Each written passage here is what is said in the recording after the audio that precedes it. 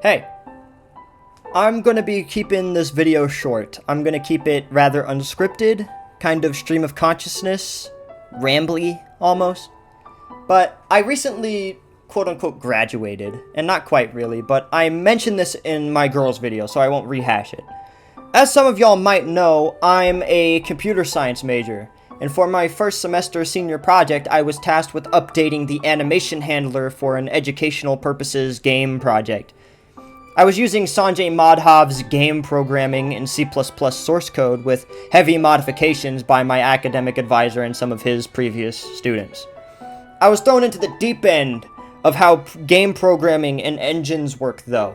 See, my advisor was under the impression that I had already taken game programming, a class that he teaches, because I guess I just had so many other classes with him that he just got his wires crossed. But I hadn't taken it. So, day one, we were jumping into the nitty-gritty, and I had no idea what he was talking about. So I talked to him, and he had me read a very technical computer science book in about a month, and then I got to work. And I taught myself a lot of concepts, and I asked questions where I could, like if I really didn't understand something, but for the most part, I learned by just coding, refactoring my code, finding all references, go to next, control F, see what this rabbit hole leads me to, until like I had something that was kind of serviceable, right? So I finished that project. I made it so that animations in Madhav's code could switch smoothly using a technique called animation blending. So if you've got this army guy, for example, and he's got this walk forward with the gun animation and a kind of like sheath it, so to speak, animation, now there's in-between frames without there needing to be an in-between animation. But now I had no senior project for next semester. Boo! So I knew that I wanted to do something game-related again, but I wanted more creative freedom, I guess. So I suggested that I make my own game using Madhav's game engine as a base, since I was kind of familiar with it.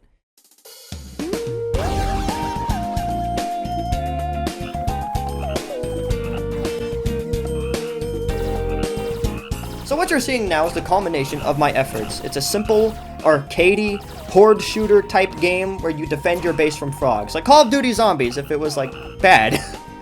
And I aptly titled it Frog Game. And I figured that it would be a bit of a resume builder. Plus, I'd get to show it off to you guys. Win, win, win. And not only that, but I also got to take that game programming class I mentioned as well.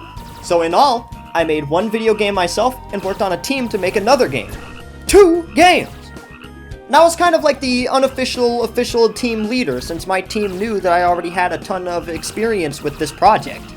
And I was stretched a little bit thin, helping everywhere that I could, sometimes across the room to a team that wasn't even mine. When my professor said that we need somebody who's kind of in charge of the project that will send it to him, my whole class pointed to me for my team. I'm not even joking. Like, people who weren't even on my team. Yep, Carson does that. I'm like, all right!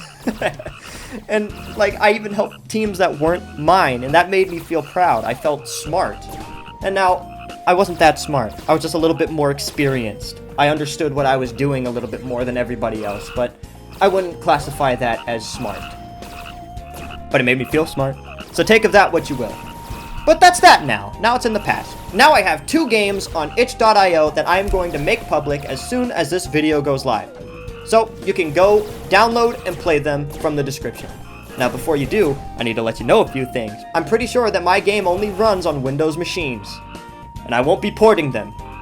These were just small little projects. When I make a really good game, I'll port it to multiple platforms, but I just don't feel like these games are necessarily worth the effort it would take to port to Mac, iOS, Android. I mean, I think they would make good mobile games. They look like fun mobile games, but, you know. So, I want to get into a few things. Since they were learning experiences using a homemade engine, they do not have a lot of the modern amenities, the polish that you would expect, and they are riddled with problems that I tried to hide behind fun. So for starters, there is what is called an audio system in the game, but the effort it would take to make that audio system configurable is not worth it. I wanted a volume slider and like an options menu to make the game full screen, but it's simply not worth it because SDL and OpenGL are just fickle. And I can't just do the Unity thing of dropping assets in and aligning them how I want and just importing code that people have already written. I have to write the code, load the game, see how it looks, close the game, rewrite the code just for any minor problem that might appear. And that's especially annoying when you're loading in, like, maps and models. Because everything is 3D spaced, you have to decide where everything goes manually. It's not like Blender or like the Hammer editor where you just drag a model in and decide where it goes with your mouse. You have to type in numbers. So what I could do if I wanted to make the audio system configurable is I could just add like a volume integer member in game.h and use that value to determine each and every sound effect's volume, but then I would have to load every individual sound effect in the class that uses it. For example, if I want frogs to ribbit, I'd have to load a sound effect called ribbit, and then I would have to make it have its own volume, which is annoying, and it's bad code, and I'm not fixing it. But what's the best way to even put that on screen if I were to do it if I won't do a slider? Because I can't, like I said, I can't just import a slider. I would have to code it by hand. Like, let the user input their own number? But what if the number is, like, 1,000 and they blow out their ears and die? Well, now I have to put in a cap. Am I liable if somebody dies because of my malfeasance? Whatever. Sound isn't even my job. Menus aren't even my job. I'm on the physics and collision team. I need to make a functional game before I try to make a polished game. Why am I even worrying about that? That's like 10 steps. And that was my thought process a lot of the time. Just rambly and stuff like that. It was very, very stupid. But aside from the volume, there are some other bugs that are just baked into the template that you cannot overcome. You see this?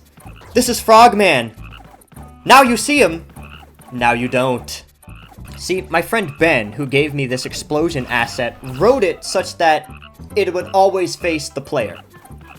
Ah, the classic Doom 1 and 2 visual style. A 2D asset in 3D space that always faces you to make the illusion of a 3D asset. The program of this game doesn't handle GIF files, so it's just a bunch of individual frames. PNGs that cycle every couple of in-game frames. That was clever to me. I was like, oh, nice, dude, that's genius. But the problem is that even though the space around the explosion is transparent, the game renders it like it's not transparent.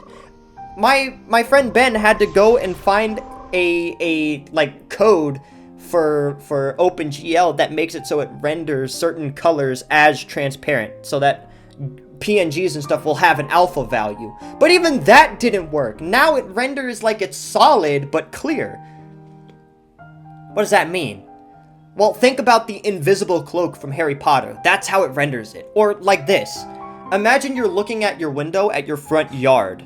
Just your front yard. But now imagine opening the window and now you see your friend standing and waving. Shut the window a little more and just his upper half is missing. And that's what happens. It renders everything, including clear. And there is no way around this. Not that I or my class or my professor could find anyway. But moving on. Almost everything in the game relies on the frame rate. You know, in those old Bethesda games like Fallout 4?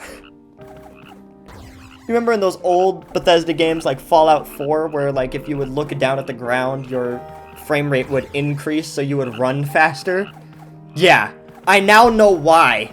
I found out halfway through programming that if I spawned in more than like 2 frogs at a time, the game became unplayable. You could fly because there were more than 1 frog in the game.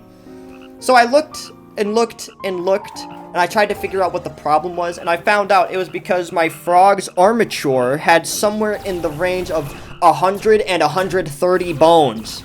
And that is way too many for this game to handle. Way too many. This game is single-threaded. There is no concurrency. No tasks are delegated to separate threads on the CPU, so you're not using the full CPU, you're using a tiny sliver of it. So everything that needs to happen needs to wait its turn. If I want to update the screen, I need to wait until the game has updated all the actors. And that means if it takes longer to update the actors for some reason, it takes longer to generate the next frame. So if a frog has 200 bones, suddenly I need to wait for 200 bones times X amount of frogs. That's a lot of bones. So now I need to wait and wait and wait and wait. So I went into Blender, and I removed about 80 bones from all of these frogs. And now there's a few visual glitches, but I'm willing to make it look a little bit ugly to make it a little bit better. Or, like this. This is my other game, aptly titled Mayhem Automotive's Demolition Derby, or as I call it, car game. I was on collisions in my car game, and I wanted to make it simple. Basically, I wanted to see who's got a higher velocity and deal damage to the other guy based on the speed. So, say I'm going slow, but still faster than the other guy. If I hit him, I just deal a little damage and I push him back.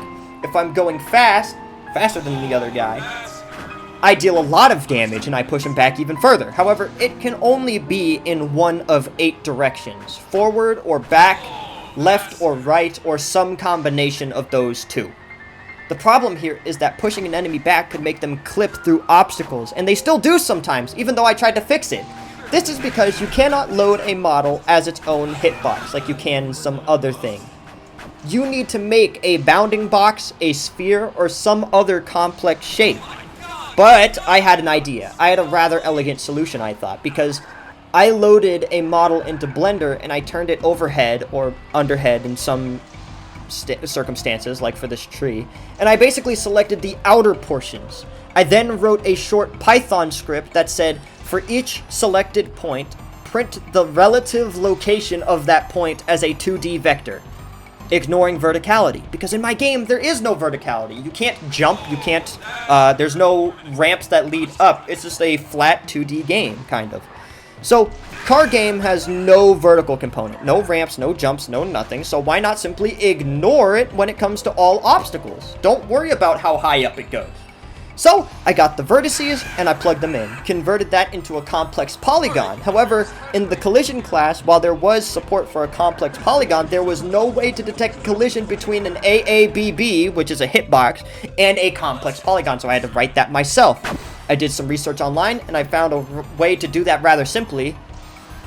Or ChatGPT suggested a way to do it rather simply, but they got it wrong, so I just scrapped what they had and took their algorithm, basically, and then I wrote it the right way. So I learned how to do it right, wrote it myself, and then I found out that I could still go through rocks! Damn it! So Caden made a suggestion. Maybe if I had more vertices, a more robust shape, I wouldn't go through it. So more perfecter. That's what we're going for. But that didn't work either. Come on, Caden. No, I'm just kidding. So I looked into the problem. I found out that the vertices weren't linking up properly.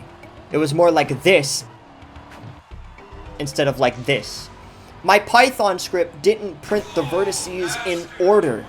So I had to try to redraft my Python script, but what does in order mean? Isn't it relative to which one I start with? Is it the next rightmost in the going around the shape that constitutes the order? Or is it the next closest point? So I basically started researching things like separated axis theorem. I learned how to compute convex hulls. I had ChatGPT write me a function for the rocks. Basically, it draws the smallest possible shape encompassing all of the vertices that Python spat at me. Then, my collision function sees if I'm touching one of the edges, a line between two of these points, and then it doesn't let you pass. So it's like a 2D shape, expanded infinitely up and down. Almost. Not letting the player or the enemies through. But they can still get stuck on it. But it works, so I don't care. You can get stuck, but you can get unstuck too, so whatever. So I called it that. Pretty good, given my resources. But wait! What about the trees? Simple. I called it a rock, and I made it behave the same way, just with a non-rocky shape. In fact, technically, all of the obstacles in my game are classified as rocks, except for the traffic cone. So yeah, 2 small arcade games. I reckon they'd make good mobile games when you're bored, but I learned a lot about making these games, and I'm not going to port them until I make something that is actually good. I like it, so I'm going to keep doing it. I've got a few ideas for games already, and this time I'll get to use an actual engine, so they have potential to be quality.